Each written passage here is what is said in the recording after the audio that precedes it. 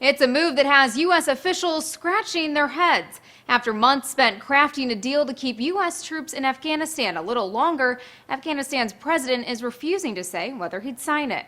Following 4 days of deliberations, the country's Council of Tribal Elders, known as the Loya Jirga, endorsed the bilateral agreement.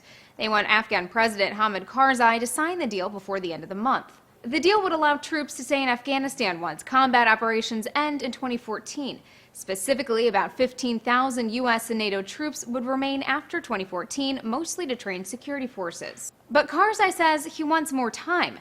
In the past, he's laid out preconditions for the deal. Those include first achieving peace with the Taliban and holding presidential elections in April. State Department spokesperson Jen Psaki, of course, said the U.S. wants the deal in ink sooner rather than later. It's neither practical nor possible for us to further delay because of the uncertainty it would create. U.S. officials point to what happened in Iraq in 2011. When a similar deal couldn't be reached, all U.S. forces had to withdraw from the country that year.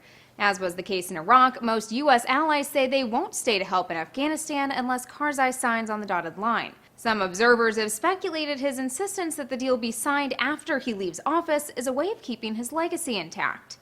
A writer at The New Yorker says this is all very deliberate. Karzai's madman approach to negotiations puts pressure on his stronger but more rational bargaining partners to placate him rather than risk scotching a deal that benefits them as well.